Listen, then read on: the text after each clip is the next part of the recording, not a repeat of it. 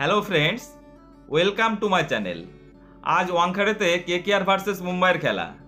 KKR কি পারবে মুম্বাইয়ের ঘরের মাঠে মুম্বাইকে হারাতে?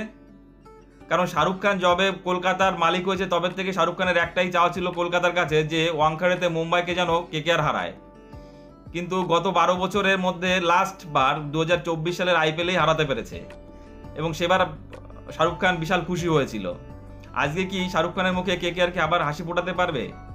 যদি টিম হিসেবে দেখা যায় তাহলে মুম্বাই থেকে কলকাতা এগিয়ে রয়েছে, কারণ মুম্বাই দুটো ম্যাচ খেলে দুটোই হেরে রয়েছে। কলকাতা দুটোর মধ্যে একটা জিতে রয়েছে এবং অসাধারণভাবে খেলছে। যদি ব্যাটিংয়ের দিকে তাকাই, কলকাতার ব্যাটিং মুম্বাই থেকে অনেকটা ভালো খেলছে, কারণ নাম দিয়ে তো কিছু হবে না, মাঠে গিয়ে কেমন কে পারফর্মস করছে সেটাই বড় কথা। ডিকক গত ম্যাচে অসাধারণ খেললো, 97 রান করে অপরাজিত থেকে ম্যাচকে জিতালো। ওদিকে আজকে ডিককের সঙ্গে ওপেন করবেন সুনীল নারিন, এবং সুনীল নারিন অসাধারণ খেলছে এই আইপিএলেও, গত আইপিএলও সুন্দর খেলেছিল।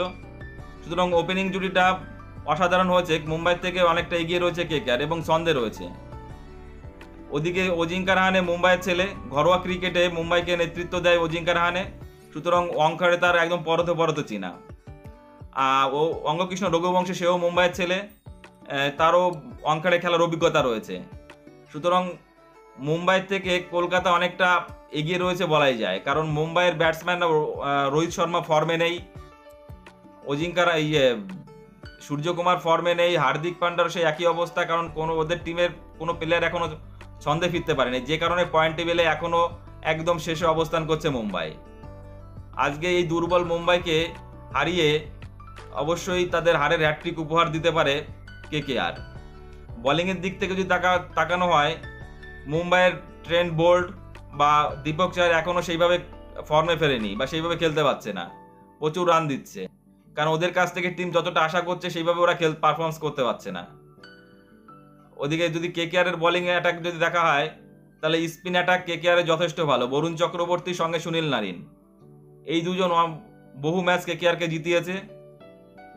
শুধু কেকেআর একটা দুর্বলতা রয়েছে পেস বোলিং এর ক্ষেত্রে, কারণ বৈভব আরোরা শুরুটা সুন্দর করলেও মাঝের ওভারগুলোতে প্রচুর রান দিচ্ছে। স্পন্সর জনসন এখনো সেইভাবে ফর্মে ফিরতে পারেনি। হর্ষিত রানা মোটামুটি ঠিকঠাক বল করছে। এবং আর নাইটের আর একটা চিন্তার জায়গা রয়েছে মিডিল অর্ডার। রিঙ্কু সিং, ভেঙ্কটেশ আয়ার এবং রাসেল এখনো পর্যন্ত সেইভাবে খেলতে পারেনি, কারণ এই মিডিল অর্ডারটা স্ট্রং বা ফর্মে ফেরাটা একান্ত জরুরি কলকাতার পক্ষ থেকে, কারণ যদি টপ অর্ডার ফেল করে সেক্ষেত্রে মিডিল অর্ডারকে এগিয়ে এসে ম্যাচকে জিতাতে হবে, এবং সেই জায়গাতে আজকে অবশ্যই একটা চ্যালেঞ্জিং জায়গা থাকবে কলকাতার মিডিল অর্ডার। বন্ধুরা, তোমাদের কি মনে হয় আজকে ওয়াংখেড়েতে কলকাতা কি মুম্বাইকে হারাতে পারবে? শাহরুখ খানের মুখে কি আবার হাসি ফোটাতে পারবে? প্লিজ কমেন্টস করে জানাও। আর ভিডিওটি ভালো লাগলে অবশ্যই বন্ধুরা লাইক, কমেন্টস এবং শেয়ার করে দিও এবং চ্যানেলটি সাবস্ক্রাইব করে দিও। সকলেই ভালো থেকো, ধন্যবাদ।